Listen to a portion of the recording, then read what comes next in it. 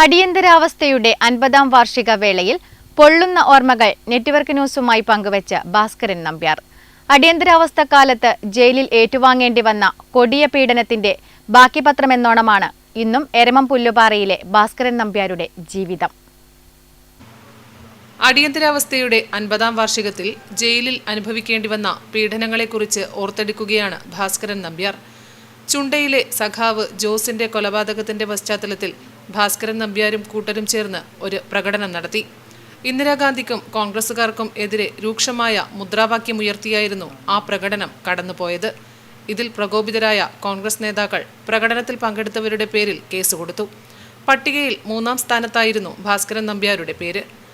സഹോദരൻ നടത്തുന്ന റേഷൻ കടയിൽ നിന്നുമായിരുന്നു തന്നെ അറസ്റ്റ് ചെയ്ത് കൊണ്ടുപോയതെന്ന് അദ്ദേഹം ഓർത്തെടുക്കുന്നു. നമ്മളൊരു പോലീസുകാരനൊരു തടിച്ച ഒരു പോലീസുകാരൻ വന്നിട്ട് അന്നൊരു ഞായറാഴ്ച ദിവസമാണ്. അപ്പോൾ മൊത്തത്തിൽ നമുക്കറിയാം. കാരണം എന്ന് പറഞ്ഞാൽ കേരളത്തിൽ അങ്ങോളം ഇങ്ങോളം അവരെ നരനായിട്ട് പറഞ്ഞ പോലെ തന്നെ പാവങ്ങളെ പിടിച്ചു കൊണ്ടുപോലും ആവർത്തിക്കലും ഒക്കെ നടന്നുകൊണ്ടിരിക്കുന്ന സമയം. അതുപോലെ രാജൻ കേസ് ഒക്കെ നമ്മൾ ഈ പത്രദ്വാര ഇതെല്ലാം അറിയുന്നുണ്ടല്ലോ. അപ്പോൾ അങ്ങനെ ഇരിക്കുമ്പോൾ ഇയാൾ വന്നിട്ട് എന്നോട് പറഞ്ഞ് ഇങ്ങനെ ഇവരോടൊക്കെ വിവരം പറയണം, നാളെ രാവിലെ സ്റ്റേഷനിൽ വരണം, ഇല്ലെങ്കിൽ അടിച്ച് നിലംപരിശാക്കും എന്നൊക്കെ പറഞ്ഞ് പേടിപ്പിച്ചിട്ട് പോയി. ഞങ്ങളെ പിറ്റേ ദിവസം അടുത്ത പാർട്ടീൻ്റെ ആൾക്കാരായിട്ട് ബന്ധപ്പെട്ടിട്ട് പിറ്റേ ദിവസം സ്റ്റേഷനിൽ ഇതായി. അവർ പോകുമ്പം പറഞ്ഞത് ഇങ്ങ് അടിക്കൊന്നും ചെയ്യില്ല, ഒന്ന് ജസ്റ്റ് ഒന്ന് ഇതെടുത്തിട്ട് ചോദ്യം ചെയ്ത് വിട്ടയക്കെന്നാണ് പറഞ്ഞത്. അവിടെ എത്തി എന്ന് പറഞ്ഞാൽ കയറി ഉടനെ തന്നെ അടിയാണ്. അടിയെന്ന് പറഞ്ഞാൽ വളരെ ക്രൂരമായിട്ട് ഹോട്ടലിനെല്ലാം അടി, മറ്റേ കുനിച്ച് നിർത്തിയിട്ട് പുറത്തൊരാളെ കയറ്റി നിർത്തൽ, അങ്ങനെയല്ല. ഇത് ഏകദേശം ഒരു വൈകുന്നേരം വരെ, രാവിലെ 10 മണി മുതൽ ഒരു 4 മണി വരെ തുടർന്നു. അത് കഴിഞ്ഞിട്ട് ഭക്ഷണം തന്നിരുന്നു.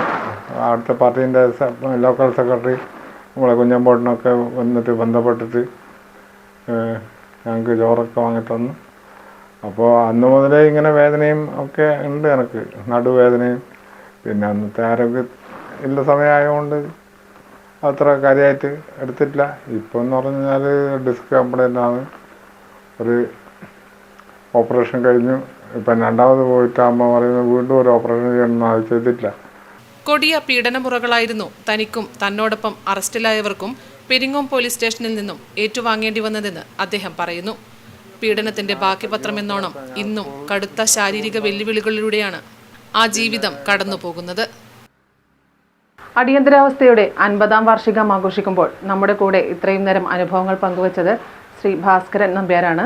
അദ്ദേഹം അടിയന്തരാവസ്ഥയുടെ ജീവിക്കുന്ന രക്തസാക്ഷി എന്ന് തന്നെ നമുക്ക് നിസ്സംശയം പറയാം. ക്യാമറാമാൻ പ്രണവ് പെരുവാമ്പിയോടൊപ്പം സുധാ സുരേന്ദ്രൻ, നെറ്റ്വർക്ക് ന്യൂസ്.